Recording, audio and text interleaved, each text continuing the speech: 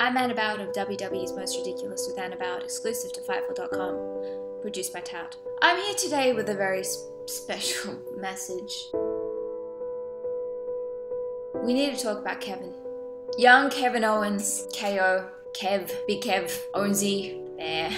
Our Kev's going through some hard times right now. Relationships can be tough, breakups can be hard. A lot of the time through the heartbreak, we react in different ways. Often one sits with Bridget Jones on, in their pajamas, eating ice cream, letting it all out. The other becomes kind of a dick cheeseburger in life. Our boy Kevin is showing signs of going past the point of no return. Kevin Owens is diving into work to deal with the heartache, but the thing is, kids, he's not dealing. Kevin Owens is on a downward spiral and we need to stop it. We here at NADS would like to appeal to one Commissioner Foley. If no accidents have occurred within the week, you might want to call the cops about that. Sit the crazy couple down, cut through the bullshit and get to the core of the issue. So just please, on behalf of NADS, get these crazy kids back together. Stop the hate, leave in the love.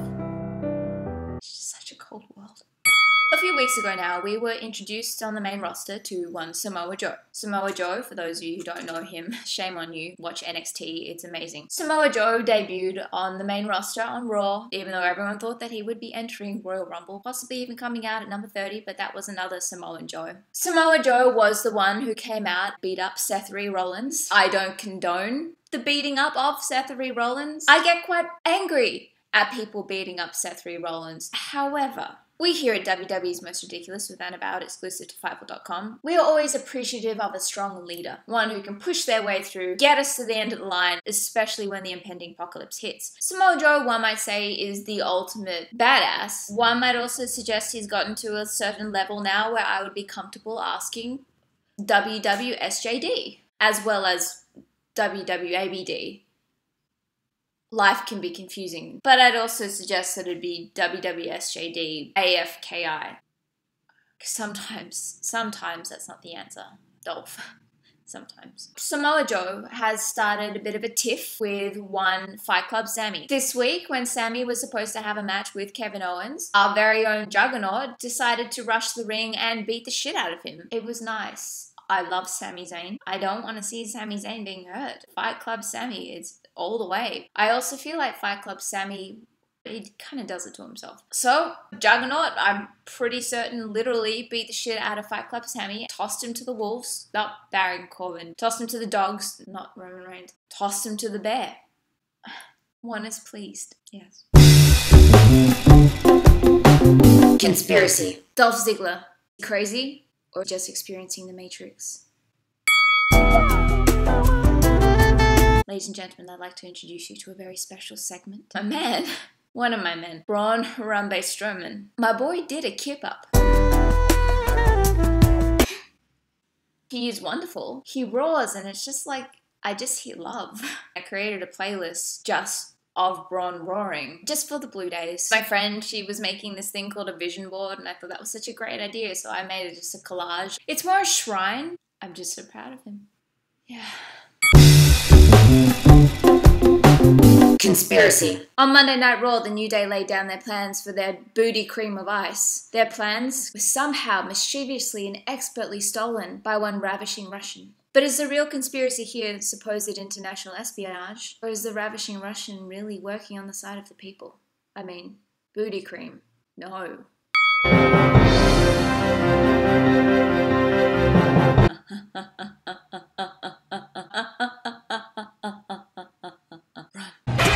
So the Oscars are this Sunday. I would like to add an extra last-minute nomination. Ladies and gentlemen, the Usos. I feel like we've seen such an evolution of them, starting off in the 80s with the neon, going to the 90s with the Backstreet Boys look, and now they just kind of transcend time and space because they are that cool. And I feel kind of lame saying that someone's cool. I feel like me at 8 years old. They are like the legitimate version of Mr. Freeze that doesn't suck. No offense, Arnie. And I would like to buy a one-way ticket upon the Uso train. I don't care where it goes. I just want to be on that. Conspiracy. Kevin Owens is wearing a suit. Samoa Joe wearing a suit. Both men have been touched by Triple H. Not in that way, I don't think. Finn Balor returning soon, back when he was drafted to Raw, wearing a suit. Finn Balor drafted from NXT, owned by none other than the Toucher himself, Triple H. Bad nickname. Who's next? Good question, Bill. Who is next? But the biggest conspiracy of all, the meaning behind the suits. Are they simply cronies as part of Steph McMahon's Mafia game? Are we going to see an all-out war between Team Steph and Team Mick at WrestleMania? Suits versus Cash? Hope there's a dance at the gym. Or is it something entirely different? Maybe Trips was inspired by one of his old friends. Maybe, just maybe, he wants to get the band back together. But a different, more vicious band of strippers than the ones that he would possibly use now. Though Shawn Michaels would still do it very well, I feel. They should put Shawn Michaels back in that one. Just because it's best for business. Best for business. The women's division on SmackDown Live. It's a kind of happiness I have not known. We start off the show with Naomi having to hand in the women's championship belt. And just as she leaves the ring, Alexa Bliss's music hits. Trolls the shit out of her. Fire. Becky Lynch is on Talking Smack discussing one Alexa Bliss, Queen of My Heart. Calls Alexa a cheat. Says that she's also another word that starts with a C. She meant what? Fire. And then there's the pinnacle. The burning embers in the middle of the pile. A Falls Anywhere match between Nikki Bella and Batty Natty. I don't think I've seen a brawl this epic since the Rock vs. Mankind empty arena match. It was stunning. Nikki did an Alabama slam on Natty on the announcer's table, not through the announcer's table.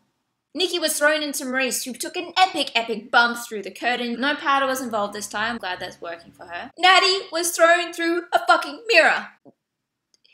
They went all the way back out to the arena, down the ramp, was about to get Natty for the win, and Maurice turns up with a steel pipe and beats the shit out of her. It was